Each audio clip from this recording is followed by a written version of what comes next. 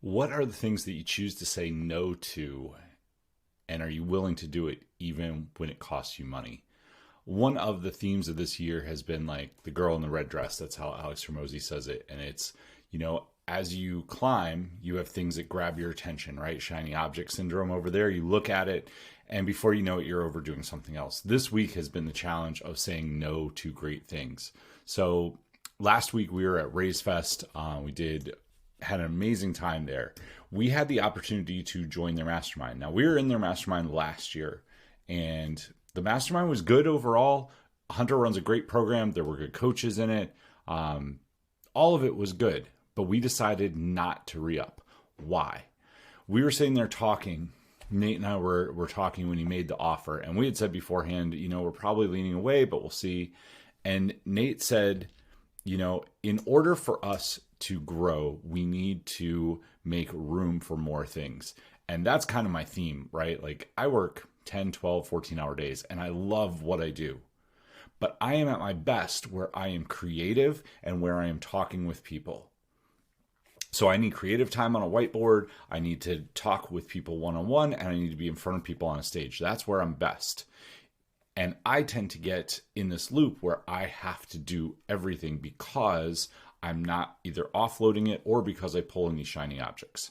So in that moment where Nate said this at the event, I was like, you're 100% right. So we made the call not to join Hunter's Mastermind, even though we probably raised, I don't know, I would say 8 to 10 million straight from the people that we met there. We believe that there is something better out there. So the woman in the red dress, if you guys don't know what I'm talking about, it's a scene in the Matrix where Morpheus is training Neo. They're walking through New York City, and as they're walking along, Neo's looking around. A woman in a red dress walks by.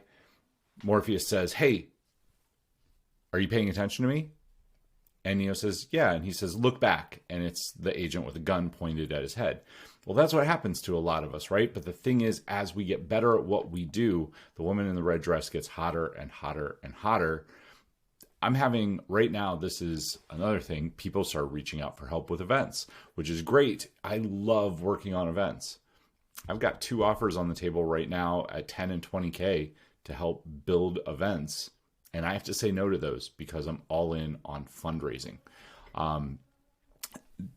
Just in the theme of saying no, Monday and Tuesdays coming back from an event are some of the hardest things in the world. Man, I had so much on my plate. We're going into our own event next week, and then we have our live event in Denver the following week. So we have a virtual event this week, Wednesday, Thursday, Friday. Then I fly out Friday night. Saturday morning. I fly out Saturday morning. I'm in Denver for a week to run our live in-person event. So a lot going on. We had 6 webinars building up to sell the virtual event. Had to get all of those done, and we're constantly tweaking those in the effort of always being a little bit better. We're always going back in. So Monday and Tuesday is coming back. My Monday to-do list took up 2 notepads.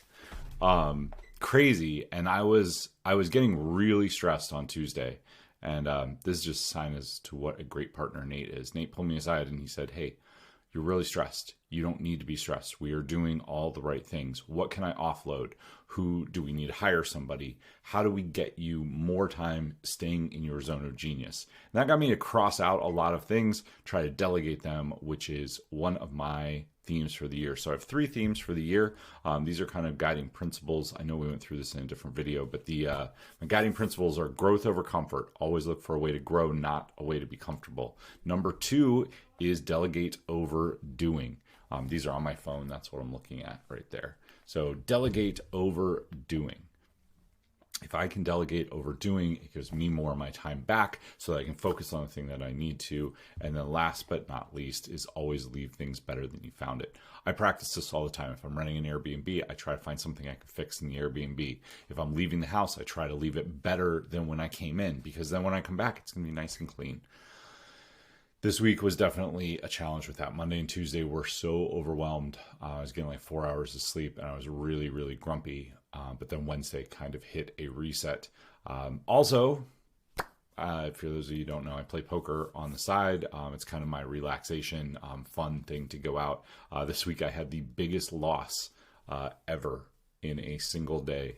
in poker. I won't tell you what the number is, but it was pretty big.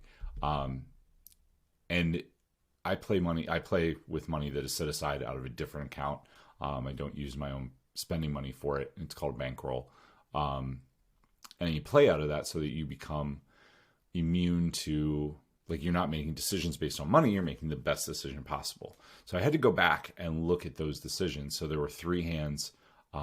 2 were hands where I made poor decisions. I made the best decision I could at the time, and it was a huge learning experience. The 3rd hand was I was a 90% favorite to win, and sometimes that 10% comes in. That's also the law. But looking at that and saying, you know what, I'm not gonna be upset about it. I'm gonna take the learnings and move forward. That's one of the things that I've learned from poker. I started playing in 2005, and you learn very quickly to detach emotions from results and instead just look at the learnings. One of the big books that I read, if you guys want the review of, is Ray Dalio's Principles. I finished it last week, and I did the video reviews. They'll be coming out now on TikTok. But he states that lesson. He's like, don't be scared to make mistakes. Go make a mistake. Find the right person to help you fix the mistake, and be unemotional about the learning around it, because emotion is usually where we mess up. So that was another one of the lessons this week. All right, guys. I would love to hear, what are the things that you need to say no to? Sometimes it's people that you need to not hang out with. Sometimes it's events or things crowding on your schedule. Sometimes it's mastermind. I don't know what it is, but I'd love to hear what you need to say no to. All right, guys, I will see you all next week. Wishing you guys an amazing week, and be great stewards of what God has given you. See you soon.